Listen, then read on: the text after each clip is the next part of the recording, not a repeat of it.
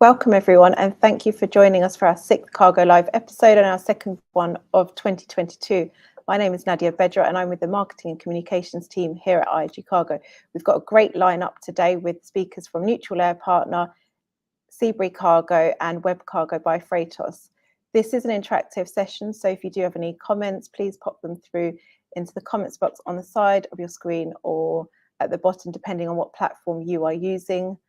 Now, without further ado, let me introduce our first speaker, who most of you will know, John Cheetham, Chief Commercial Officer at IAG Cargo. Over to you, John. Thank you very much, Nadia. And hello, everyone, and welcome to another episode of Cargo Live. Very excited to be here today. We're moving into the summer period, which traditionally is a quieter period for air freight. Normally at IAG Cargo, we take the opportunity to delve deeper into our projects, to look at our investments and generally prepare the business for what's going to be another busy winter. Now, I say normally, that's what would happen in a normal year. Of course, we haven't had many normal years just recently, and so we're adapting to the situation as we see it. There's lots going on at IAG Cargo within our network at the moment. So we've been launching some brand new routes that we've never operated before. We've been launching Barcelona to Los Angeles, Madrid to Dallas. These are direct services, Madrid to Washington. And in fact, out of Spain on a weekly basis now, we have 120 direct connections to the US. London's not far behind. We're launching new routes there as well. We've launched Heathrow to Portland, Oregon, which is going to be a great market for us up there. And we're restarting some services that had previously been stopped. So we've restarted Heathrow to Pittsburgh and we've restarted Barcelona to San Francisco.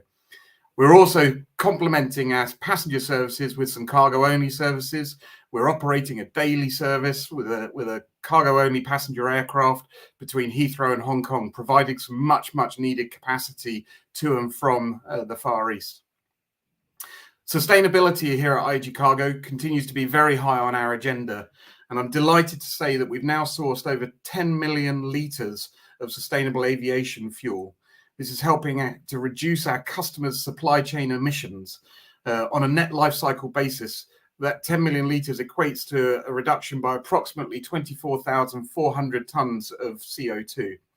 And we'll continue to look for ways to reduce the environmental impact of air cargo. We've also been in celebration mood here at IAG Cargo. We are celebrating 5-year anniversary of our Forward Rewards program. This is our loyalty program we launched in 2017, aiming at rewarding small and medium-sized freight forwarders. It's been massively successful, and we've got hundreds and thousands of customers who are benefiting from thousands of free flights and hotel stays. The SME segment is very important to us at IAG Cargo, and you'll be hearing more from one of our speakers about how we're engaging further with this segment of the customer base. You'll also be hearing from Camilo Garcia from Freightos later on in the episode. Our partnership with Freightos continues to grow, and we've just recently launched Web Cargo Pay on services out of the UK for customers in the UK. This is going to enable more customers to engage with IAG Cargo by using that service and payment service. So, lots going on. I hope you really enjoy the episode today. Thank you very much, and back over to you, Nadia. Thank you, John. If you've just joined us, we are taking questions at the end of the last session. So if you have any comments or questions, please pop them through into the comments box at the side of your screen, or you can email them to us at marketingteam@iagcargo.com. Now we're heading over to Amsterdam to join Christos Spidou, CEO and founder of Neutral Air Partner. Over to you, Christos. Hello, Nadia. Hello, all. Thank you so much for hosting us. My name is Christos Spidou from Neutral Air Partner, and I will be happy to talk a bit today about our organization and about small and medium-sized air freight forwarders and consolidators and how we empower them within our network to develop their business. So Neutral Air Partner was established in Hong Kong in 2016. We're at the moment, we have more than 300 partners in 150 countries worldwide. And the idea behind Neutral Air Partner, me and my partners, we felt back in the days that since the world logistics became trendy, we all have lost our identity as far as specialization and industry expertise concerns. So the idea behind is to bring back the identity of the air cargo sales specialists around the world, and to filter them, and to basically be able to categorize them based on their airline strength and industry expertise. And that's why pretty much we started from Asia, from Hong Kong, where the procurement model in Hong Kong and China is completely different. And you have air cargo sales agents specialized on a specific trade lane or an airline as a master loader and consolidator. So that's pretty much how we started and the idea behind. And of course, we've seen that 45% of the air cargo industry, you have 45% of small and medium-sized air cargo agents and consolidators. Obviously, you have a 50-55% with the big global freight forwarders and the tier 2, but still, that's 45% control by small and medium-sized, I would say, local air freight heroes, local and independent air freight specialists around the world. So that was the idea of Mutual Air Partner. So it was the aim was basically to inject a greater degree of advanced air cargo expertise into the logistics industry. Our mission is pretty much to become, I would say, the largest grouping of independent air cargo agents and consolidators. And we have a lot of objectives, which we can go through, is to drive express buying power across the air cargo supply chain, is to set new standards of excellence for the small and medium-sized air freight forwarders and consolidators, and a lot of things that, of course, I can talk for more, but I only have a few minutes today to explain more about NAP and our objectives. So a bit about our members. So what we do is we classify our members based on sub-industry expertise. So we have a variety of companies, from air cargo sales agents, traditional air freight forwarders, from mutual wholesale consolidators around the world, master co-loaders, which is pretty much exist in Asia, in China, where you have air cargo sales agents where they conduct block space agreements with the airlines. They act as an intermediary, and then they resell to other small and medium-sized freight forwarders on a loose basis. They buy on a bulk basis and they resell on a loose basis. We have time-critical logistics specialists, and they're all categorized based on their vertical expertise and commodity, from automotive to pharma to special events, clinical trials, and ships and marine logistics. So a lot of time-critical, actually, specialists, express and courier, e-commerce operators, charter brokers. We have some virtual airlines, some small and medium-sized cargo airlines, and of course, general freight and logistics providers, and a few vendors as suppliers to the industry.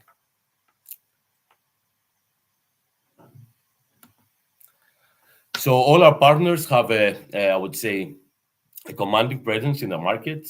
They're screened based on their accreditation, their sustainability, actually, which is becoming really trendy recently based on the compliance. So they all have a local commanding presence within the industry.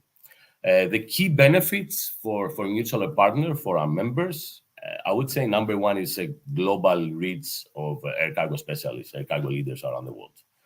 Air freight and express buying power. What we're trying to do the last 5 years is to consolidate the strength and the buying power of our members, and also approach carriers as a global account, as under one brand. Financial protection for our members. We cover financially. We do have our ups and our credit alert, where basically we cover financially any budget receivables between members. We have tailor-made air cargo community tools and digital portals, and obviously industry recognition of excellence, media exposure and brand awareness. We conduct also a lot of training and workshops, and I will show you later. We pretty much follow all the events and exhibitions as a network. We also, all our members, they're automatically corporate members of TIACA, the International Air Cargo Association, which I'm also an executive board member, and I represent within the association the small and medium-sized air freight forwarders and consolidators. A bit about our air cargo community tools. I mean, we have our own digital portals and applications where the members can send rates. You can filter through our portal a member based on a specific industry expertise or a block space agreement with a specific airline, a trade lane, or a destination, or a specialization based on vertical or commodity.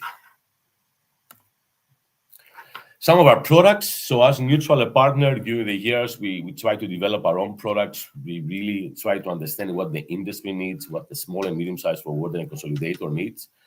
So we started with Aero Africa, it's a separate legal entity, was founded through NAP, actually through our members and our partners, which we have as shareholders. And the idea behind is to create a neutral air cargo solution platform for the African continent.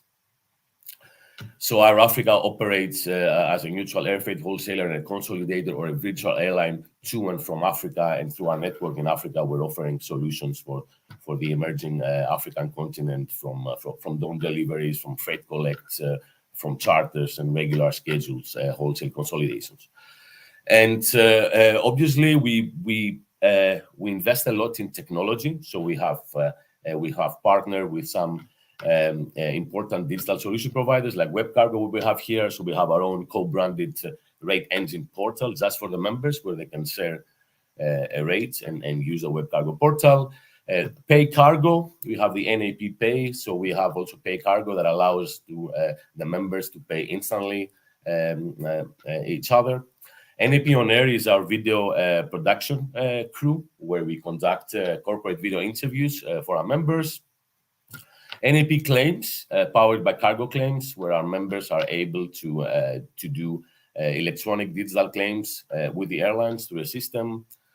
Insurance, NAP Insurance, and then we have developed our own consolidation portal where the members, they can exchange consolidations between them, and they can, through the portal, they can see the achieved buying rate of the moment, or if they need high density or volume cargo on a specific consolidation or a specific ULD. So we have developed a lot, try to create tailor-made products and tools based on the needs of our industry. And ending, we do have the NAX Time Critical. We do have a 24/7 service center for our members when it comes to time critical operations, either if that can be a charter or an onboard courier and so on. Our specialty group, so what we do as an air cargo network, I mean, we of course, we realized that, as we said before, since the world logistics became trendy, we all have lost our identity. So we try to place every member to a specialty group where they connect with like-minded experts. So we have neutral air consolidators. That's a subgroup that we have of neutral wholesalers, consolidators, master loaders that they're offering services exclusively to transport-related companies. We have neutral aviation specialists, NAV, where we have, I would say, the suppliers to the industry from GSAs, new charter brokers, RFS providers, and so on.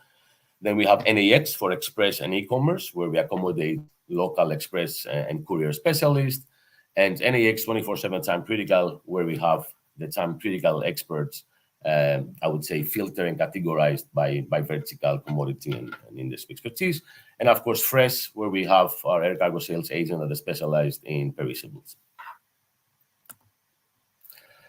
A bit of our events, we're pretty much everywhere. We try to be in all the, I would say, air cargo exhibitions and events in our industry and promote the concept of mutual air partner and the SME air freight forwarders and consolidators.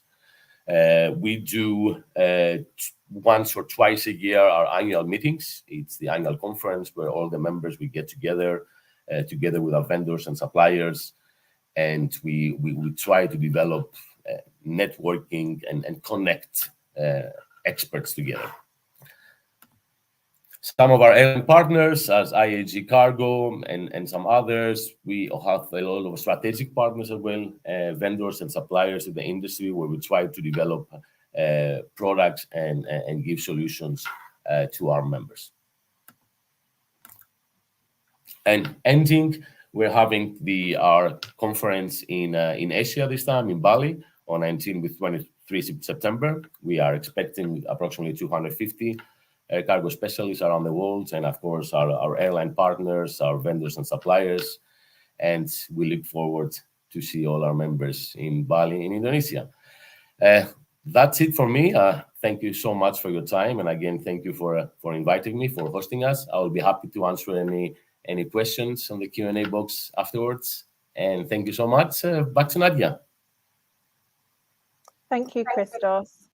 Next up, we have Marco Blumen, Managing Director and Head of Seabury Cargo, giving us an update on the latest industry insights.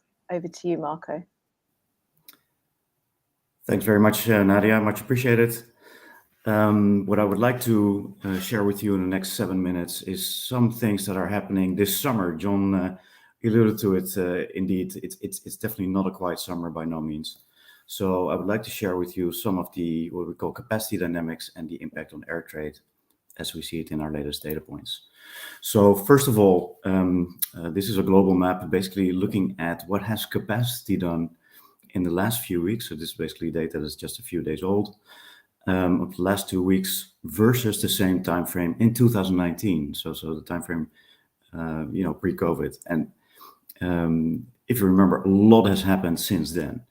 A few key takeaways now, of course, is between Europe and Asia, we see very strong declines in capacity due to the conflict between the Russia and Ukraine war, with carriers being taken out of the marketplace, with the Russian airspace closure.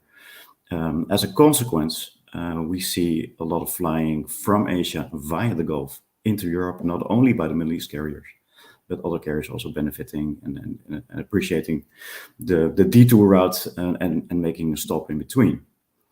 The third big takeaway, and it looks actually quite yellowish, is the transatlantic, where we see that we're back to 2019 levels right now. And just to put things into perspective, last year the transatlantic capacity was 50% less. So we're really gearing up for summer with a lot of wide-body passenger aircraft being deployed on the route.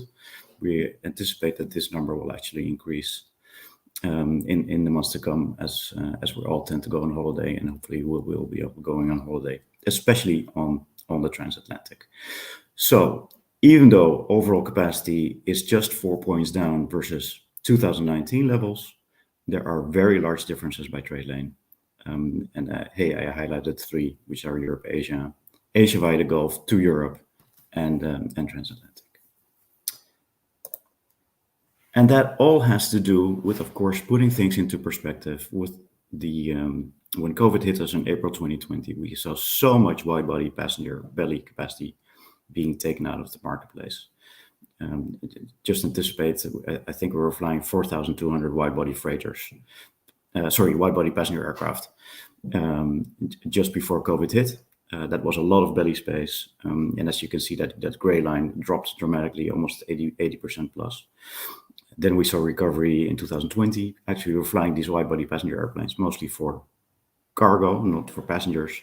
In 2021, that changed. We saw also a lot more passengers flying on the passenger aircraft, and now we're coming to a level that the passenger belly is of course still below 2019 levels, but it's getting pretty awfully close to the amount of airline freighter capacity that's out there. So we're seeing a fundamental return of the passenger belly. Also interesting to note that both the airline freighters and the integrated freighters are much higher than they were pre-COVID. So if you have a freighter, you're sweating the asset, you're flying it as much as you can, because demand is still quite strong. Deep diving a little bit into some of the effects that we're seeing, and one of them is the Shanghai lockdown. So basically what we call China East. But the Shanghai lockdown is actually there was a lot of tonnage available pre-lockdown. So if you add the 3 lines together, passenger belly, integrator freighter, and airline freighters, it's roughly 50,000 tons per week of capacity that we had pre-lockdown. a lot of that capacity was being taken out as the city was closed, as there were all kinds of constraints at the airport. So even up to 60-70%. So you have to consider that all of a sudden 35,000 tons of cargo per week were taken out of the largest manufacturing capital of the world. Since then, though, since the lockdown has eased, we are seeing recovery again. We're almost back to pre-COVID, pre-lockdown levels. Pre-lockdown levels, which is just -5, and especially the airline freighters are coming back at larger scales. So as you can imagine, this has quite some effect in the overall landscape, and therefore, if you look at that from a capacity perspective, it also has an impact on trade. And we did some analysis, and based on April data that we have here, so that's let's say a full month where the lockdown was truly present, but also a full month where the Ukraine conflict was also affecting air freight. And basically what we're seeing is that the lockdown has had much more effect on air cargo trading around the world than the closure of the Russian airspace. So overall, we're seeing that from an export and import perspective, from what we call China East, which is basically Shanghai catchment area, we have decreased in just 1 month 64,000 tons of air trade, both export and import combined, while the amount of air trade between Europe and Asia to Europe is only 26,000 tons. Also significant, but having less of an effect. Now, we do anticipate that the lockdown effects are going to be over, as you have seen in the previous slide, but it has been a major impact on global air trade.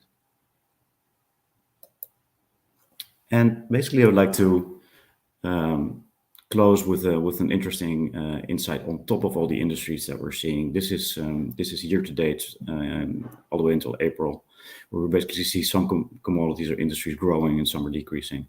The one to note is in our definition of chemicals, we have pharmaceuticals inside, and within pharmaceuticals, we have COVID testing equipment. And especially COVID testing equipment has done particularly well to many markets around the world, both on scheduled airplanes as well as on charter aircraft. We're anticipating that will continue. Of course, at some point it might shift to ocean freight, but so far a lot of it has been traveling by air, and it's categorized as a separate commodity now in the customs data that we source from. Fashion is also back from stronger declines that we saw in the COVID timeframe. So we expect some recovery there as well. And the one to highlight is automotive from a very previous strong high in 2021. Slightly lower, but still very much up there. There's still a lot of demand for automotive parts. So in any case, this is just a very quick highlight basically on some of the market dynamics that we're seeing, and we would be happy to take any more questions that may come after this session. Thank you so much.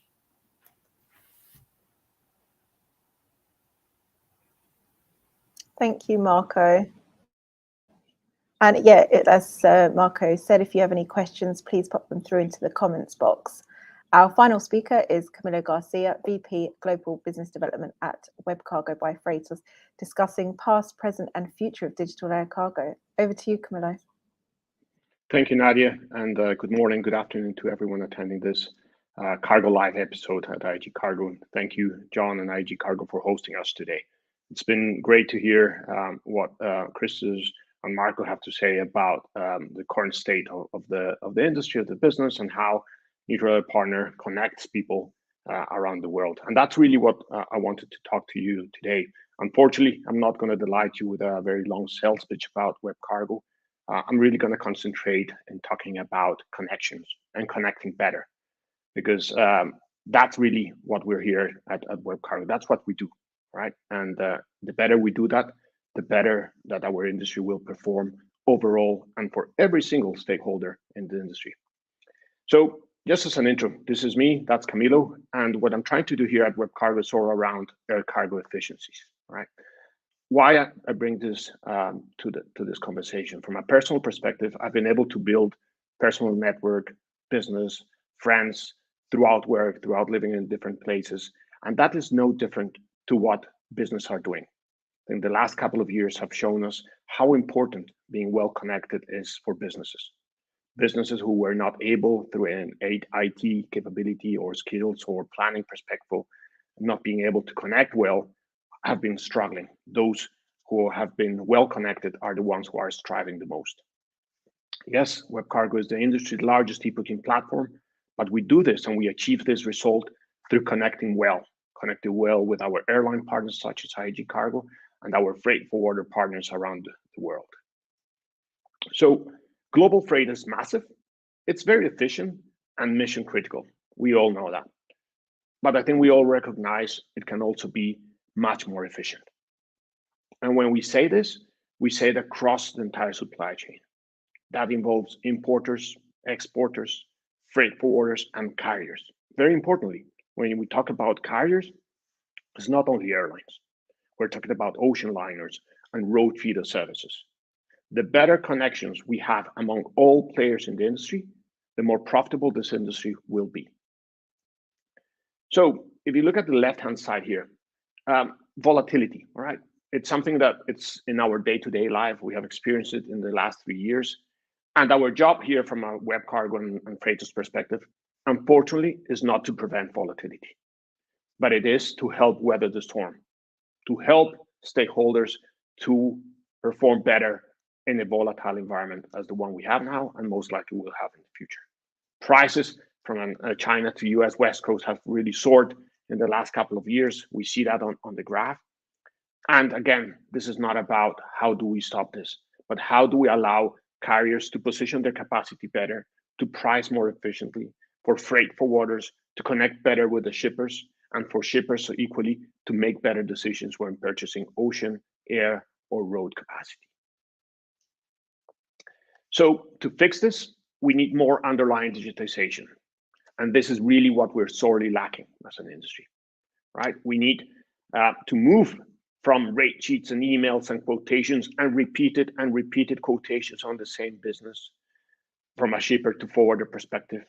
In an airline to forwarder perspective, again, paper, manual rate sheets, pricing, which is being done on the back of a notebook, capacity assessments, manual quoting, and manual booking. All this needs to move towards an environment where we have uncontrolled prices. What we mean with this is we need to remove from uncontrolled prices. We need to have more control on how airlines and forwarders price their goods to their customers. We need to get away from underutilized capacity, how we do this, but making sure that our airline partners' capacity is available 24/7 to as many customers, particularly to those customers who traditionally cannot be covered physically by the sales team of the airlines. And we need to remove this situation where it can take between 7 or 10 days. This is air, all right? 7 or 10 days to get a shipment from point A to B, when it only takes actually 2 days to get there. We are going to achieve that, and we're achieving that through digitization. So this is a picture on how the industry was before digital air cargo really came to play. We did have some connections between the shippers and the freight forwarders. Some digital sales portals were available, but there was not really very strong connectivity between carriers and freight forwarders. I'm not talking as an industry. We did have some serious exceptions. Some players like IAG Cargo took early decisions to join the digital environment, but this was the sample of the industry. This was air freight a couple of years ago. And that is what created the rise of digital air cargo, as we call it here. But let's not fool ourselves, right? Digitization and digital connectivity has not been born with air freight. When we look at Airbnb, Uber, Kayak, Glovo, Amazon, or Booking.com, the industry, the economy overall has already kicked off with this. The technology is connecting us on economy sectors like the hotels, the food delivery, shopping, taxis, passenger travel. The question here is, why not air cargo, right? We often hear, well, air cargo is different. We operate in a different manner. Relationships are important. Of course, relationships are important, and we're far from intending to break those relationships. But in an industry which perhaps this year is going to hit $100 billion it cannot be treated as a shop in the corner of the street. We need to raise the bar and play the game of the big guys as we are and as we have demonstrated to the world in the last couple of years. So it seems simple, and we often talk about e-bookings, but e-bookings are just the tip of the iceberg. And we would fool ourselves if we believe that by having an e-booking, we have digitized the industry, right? And that's really what we pride of at Web Cargo by Freightos, not being an e-booking supplier, full stop. We work with revenue management, capacity management, booking management, payment and reconciliation, as John alluded at initially. And we do this all through APIs with our partners. So remember, we're just hitting the tip of the iceberg, but what is underneath is huge and equally important. So airlines took up the digital charge, right? And as I said earlier, IAG Cargo took a leading role in this. And they decided to do this not only in their own sites, but even on third-party platforms like Web Cargo, like Freightos. This graph will show you the percentage of capacity which is digitized on third-party platforms. And then it shows when IAG Cargo decided to join this game. Very early, and we are now very close to hitting 40% of the available airline capacity being available online, right? And that's a significant milestone. This is not something that we have achieved in 10 years. This is the result of 3 years of hard work. What comes in the next 2 or 3 years is to come very close to 100%. Is it easy? No. But have we been able to prove the results? 100% yes. And it works. We do not nowadays need to convince forwarders, for example, that this is a possibility. This is a reality. The graph here at the right-hand side shows every month's comparison versus January 2019 on the steep curve of progression that we see in e-booking activity in the platform. And here we're naming some of the large freight forwarders that use our services. The beauty of this, there are hundreds and thousands of small freight forwarders placing electronic bookings. So digitization is here for everyone. Digitization does not need to be expensive, and it is not expensive nowadays. This is just a quote from our customer in Spain, just celebrating how from 3 hours placing an air cargo shipment, it just takes 2 minutes. And it really takes far from 2 minutes, below 2 minutes, once you get familiar with the process. And this is the scenario that we have now, right? So on the top, we had what was air cargo in the past, and now we have what digital air cargo is in the present, right? So APIs are enabling us for an end-to-end digital connectivity involving shippers, freight forwarders, and carriers. And again, let me reiterate this. This is a reality that is not, this is not a forecast of what we think might happen in 2 or 3 years' time. This is happening today. So what comes next? I mean, we keep on banging on this. Better connections create new opportunities for innovation. And I'll give 2 examples. Real-time pricing for forwarders, customers too. What do we mean with this? That if a forwarder shares a quote with a shipper, that the shipper is able to open that quote and get the most updated price and transit based on the connections that we have between the shipper and the forwarder and the carriers. So we get away from the problem where forwarders are facing quotes that are no longer valid, because in this volatile environment, rates and capacity will change in a matter of hours. We will be able to provide shippers with updated quotes 24/7. And finally, direct transactions between all type of freight forwarders and carriers. Web Cargo Pay, which is already live in the UK, Europe, and North America, is enabling all sorts of freight forwarders to buy capacity directly from the airlines. This is revolutionary. This is helping both airlines and freight forwarders, and we look forward to expanding its coverage globally during 2023. Very importantly, this is just getting started. So very exciting times in terms of digitization. What is to come is equally or even more exciting, and we look forward to working with every single one of you. So Nadia, over to you. Thank you, Camillo. Yeah, exciting times. So we now have time for a couple of questions. We have a question for Christos. Someone has asked, how do you stay connected with your members being based in Hong Kong? Well, we have actually 5 regional offices. We have in Shanghai, so we have a regional business development manager taking care of the local Chinese community. We're in Dubai, taking care of Middle East and Africa. I'm based recently the last years in Athens in Greece, and our team over there, we're taking care mainly of Europe. And then we have in Atlanta for North America, and in Mexico, we have a Mexican regional manager taking care of Latin America. So we're spread around the world, and that is the only way to catch up with potential members, partners, and also speaking, I would say, the same business language, the same culture. And that's pretty much what we have done. It's a perfect answer. Thank you. And we have a question for John regarding IAG Cargo's loyalty program. They've asked, how does the program work? Okay, yeah, great question. Well, the first thing to do would be to get onto IAGcargo.com, where you can apply as a freight forwarder to become a member of our Forward Rewards program. You'll get an account set up and passwords and put your contact details in, etc. And then all the money, all the freight rate that you spend with IAG Cargo will allow you to accrue points. Once you've got sufficient points, you can then redeem those points again through the website. And you can redeem those for flights on British Airways and Iberia. You can redeem them for cargo credits. You can redeem them for hotel cards.